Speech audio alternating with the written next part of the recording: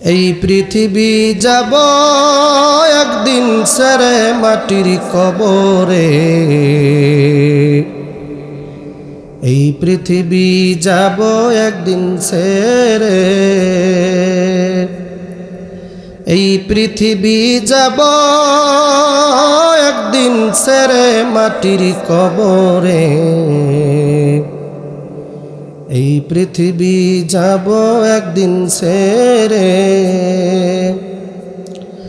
রাজপ্রাসাদ আরামের বাড়ি,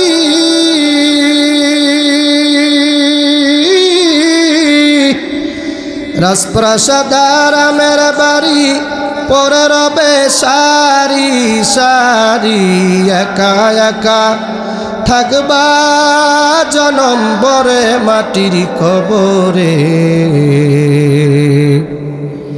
এই পৃথিবী যাব একদিন ছেড়ে,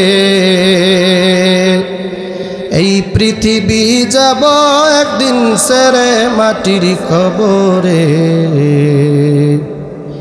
এই পৃথিবী যাব একদিন ছেড়ে। জমিদারি শখের নারী পরে রবে বসত বাড়ি, জমিদারি শখের নারী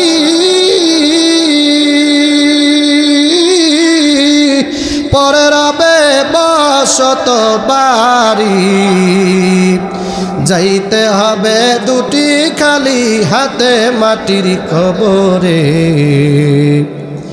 এই পৃথিবী যাব একদিন ছেড়ে,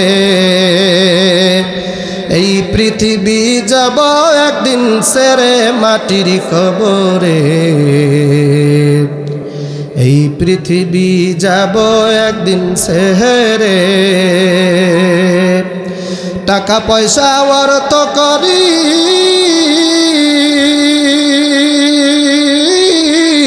কিসের কর বাহাদুরি, টাকা পয়সা অর্থ করি কিসের কর বাহাদুরি, এসব কিছু থাকবে দুনিয়ায় পরে মাটির কবরে, এই পৃথিবী যাব একদিন ছেড়ে, এই পৃথিবী যাব একদিন ছেড়ে মাটির কবরে, এই পৃথিবী যাব একদিন ছেড়ে। সুন্দর চেহারা খানি পচে গলে হবে মাটি, সুন্দর চেহারা খানি পচে গলে হবে মাটি, দুই দিন পরে চিহ্ন নাহি রবে মাটির কবরে, এই পৃথিবী যাব একদিন ছেড়ে, এই পৃথিবী যাব একদিন ছেড়ে মাটির কবরে, এই পৃথিবী যাব একদিন ছেড়ে। জোরে একটা ডাক দেন আল্লাহ। মাটির দেশে বাড়ি আব্বু, মাটির দেশে ঘর, যাকে বলছো আপন আপন সব হইয়া যাবে পর, যাকে বলছো আপন আপন কেউ তোর আমার আপন না, এক আপন দয়াল নবী মায়ার নবী, জোরে ডাক দিয়া কাওয়ারা কাপন কেডা, এই যুবকেরা জোরে ডাক দাও কে? আল্লাহ হাকিকত সে তুদু দুনিয়া বেখবর হায়, দুনিয়া কি নুমাশ পর নজর হায়, নমি গুয়াম কে আস দুনিয়া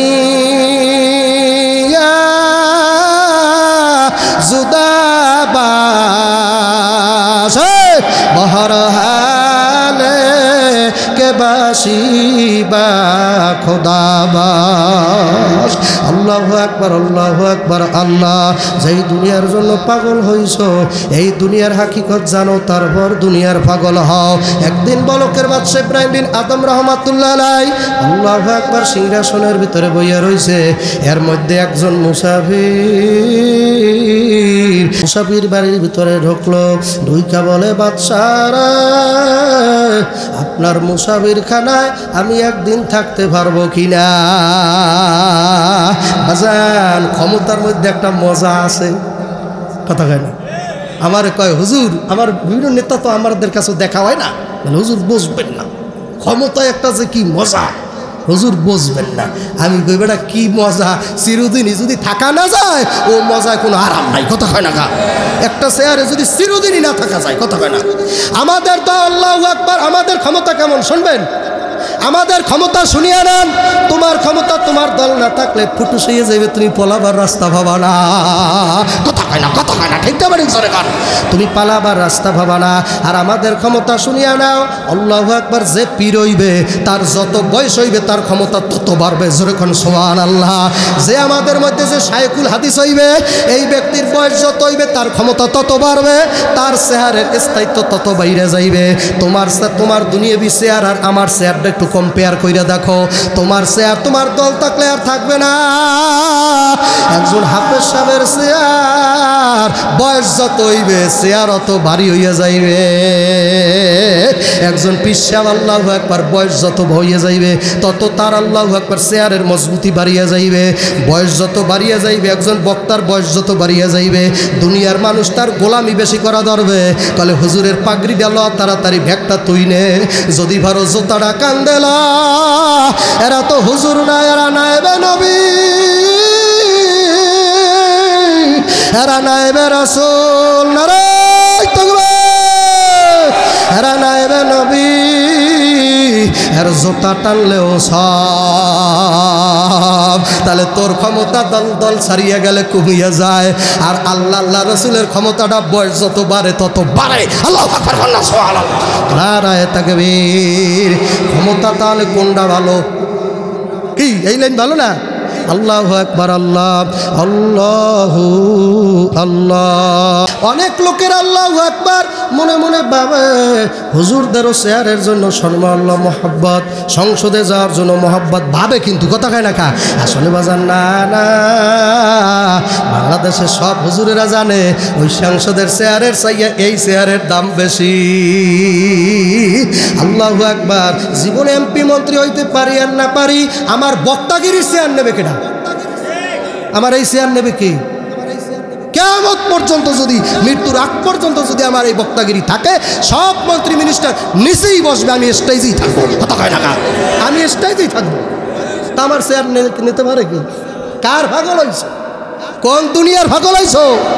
যত বড় মুফতি মুহাদ্দিস হও না কেন, যত বড় ব্রিগেডিয়ার আর যাই হও না কেন, ইমাম সাহেবের পিছনেই দাঁড়াইতে হইবে। তোমার পিছনে জায়গা যদি না পাও, মসজিদে বারিন্দায় দাঁড়াবি, চোখটা, কথা কয় না।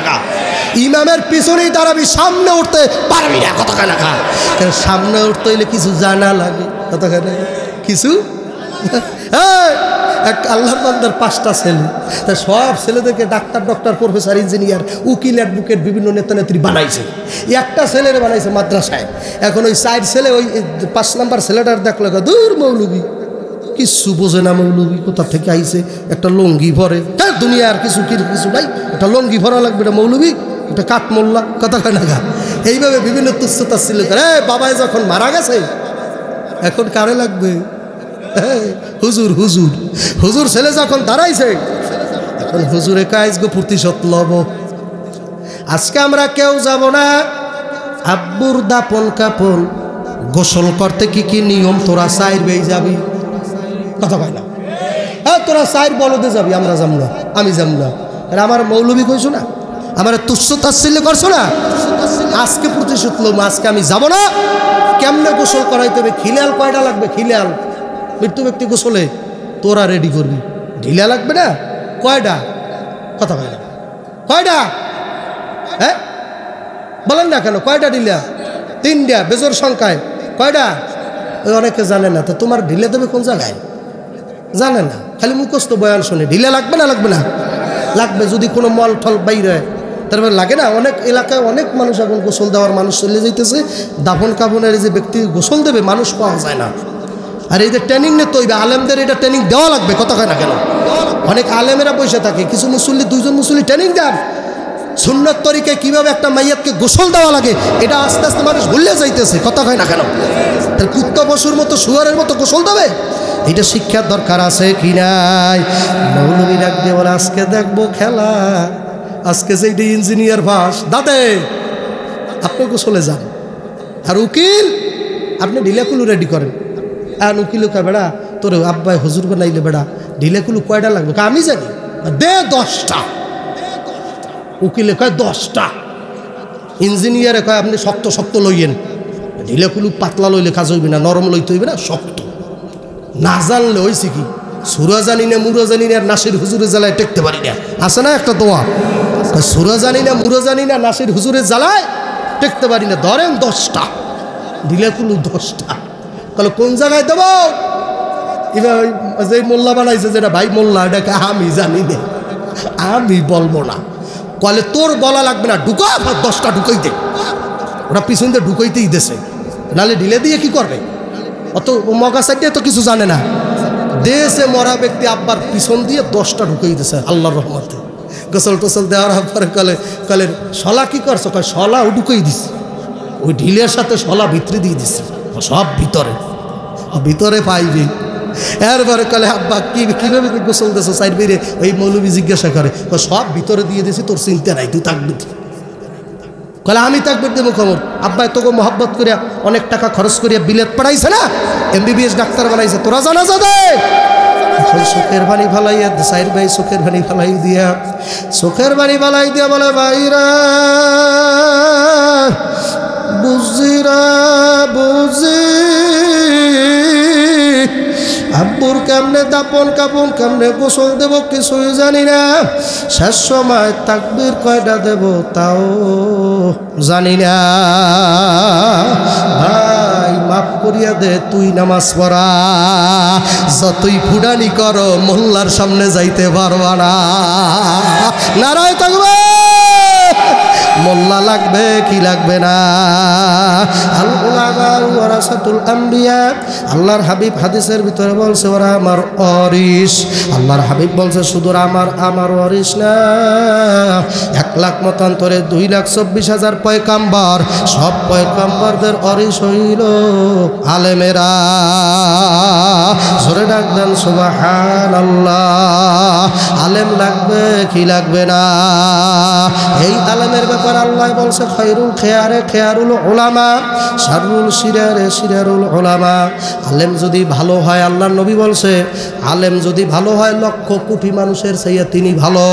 আর আলেম যদি নষ্ট হয় সেউয়া মাছ পচলে খাওয়া যায় না, কথা ঠিক কিনা জোরে কন? আল্লাহর নবী বলছে আলেম যদি ভালো হয় 1,00,000 কোটি মানুষের চাইয়াও ভালো, আর আলেম যদি নষ্ট হইয়া যায়, পচা হইয়া যায়, 1,00,000 কোটি মানুষের চাইয়াও পচা। এই জন্য আল্লাহর হাবিব সাল্লাল্লাহু আলাইহি ওয়াসাল্লাম হাদিসের মধ্যে বলছে মান তাশাব্বাহা বিকাউমিন ফাহুয়া মিনহুম, যার সাথে যার মহব্বত, বলেন এই একটা কথা মুখস্থ করেন, যার সাথে যার মহব্বত। যুবকদের কষ্ট হয় মনে হয়, বলো যার সাথে যার মহব্বত তার সাথে তার কিয়ামত। কথা সত্য না মিথ্যা? বলকের বাদশা ইব্রাহিম বিন আদমের ঘটনা মনে আছে? বলকের বাদশা ইব্রাহিম বিন আদম রাহমাতুল্লাহ আলাইহি সিংহাসনের উপরে বসা, মুসাফির ঘরের ভিতরে ঢুইকা বলে ও বাদশা, আপনার এই মুসাফির খানায় একদিন থাকা যাইবে কিনা? এ ঘরের মেয়ে লোকেরা, ও পর্দার অন্তরালের মা বোনেরা, ভালো করিয়া কা সজা কইয়া শোনো, ও মুসাফির বান্দগাটুরি বহু দূরে ঠিকানা,